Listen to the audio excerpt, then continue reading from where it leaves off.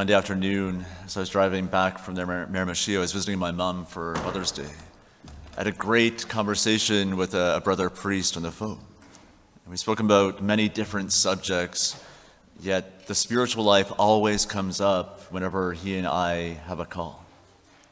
After sharing with him a bit about my own prayer life and my discernment, he made the very stark conclusion and pointed out the presence of the deadly sin of sloth in my life. And I was silenced. Nothing I told him would have alluded to sloth. Yes, I can be lazy. I can hit the snooze button now without even looking. I can get distracted by reading books and social media. But my work always gets done. Work and leisure are never balanced in my life, yet more hours are given to work than relaxation most days. The deadly sin of sloth. He must have been mistaken somehow. Having read the silence on the other end of the phone, either a shock, confusion, or complete offense, he decided to clarify his statement. Usually when we hear of sloth, we are brought to mind of someone who is slow moving, completely inactive, lazy, and getting absolutely nothing done. And all of that can be a symptom of sloth, an outward sign of the deeply rooted sin, yet the devil is much more sly than that. When we see someone who's extremely active, hardworking, how could we ever expect sloth to be present in their life? In the second reading, St. Paul, in his letter to the Ephesians, writes instructions extremely fitting for our vocation, vocations of any kind. I, the prisoner of the Lord, beg you to lead a life worthy of the call to which you have been called, with all humility and gentleness, with patience, bearing with one another in love, making every effort to maintain the unity of the Spirit in the bond of peace. Lead a life worthy of the calling to which you have been called.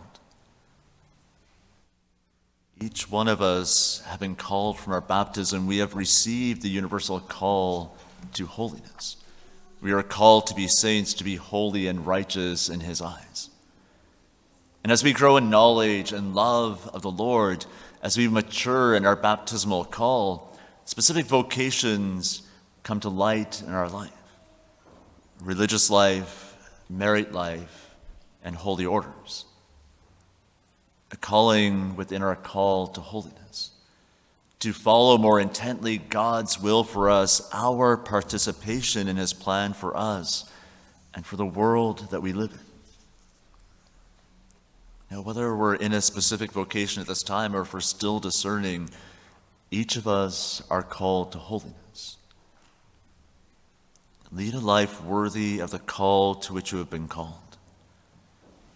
It is when our life does not reflect this calling, when it doesn't reflect our vocation, that we willingly choose the deadly sin of sloth. And it comes in various forms, and the most obvious is when we completely neglect our responsibilities, when we completely neglect our vocation and pretend that we're somebody else, when it's obvious that not only are we not giving 100%, but we're not even showing up. Then there's the much more subtle form, when the necessary work is being done, but we remain distracted, sometimes even focused on the vocation or the life of the other person, something that we haven't been called to. Whether it's a longing or a desire, or even worse, living out another vocation, or comparing or critiquing the vocation of another. It's obvious that if a priest lives as a bachelor, or if a married person is no longer committed to their spouse, yet in our call to holiness, the same sloth can enter in. When we no longer are committed to the moment that we're living in, to the duty of our vocation at that time. the life of the other person more desirable, seemingly more freeing than the one that we have. As Christians, we live in hope. We are told by St. Paul in the same letter to the Ephesians, when Jesus Christ ascended on high, he made captivity itself captive. He gave gifts to his people. Captivity itself captive. As Christians, we are called to lead holy lives, no longer captives, no longer slaves to sin. Yet our captivity is swallowed up by the blood of the cross, Jesus' sacrifice for us, freeing us to now live holy lives, to live lives filled with hope. No matter how splendid the life of the other looks, it is not mine, and it's not yours. Each of us are called to live the life that we have been called to, the plan that God has for me and no one else, to live our vocation and not that of someone else's.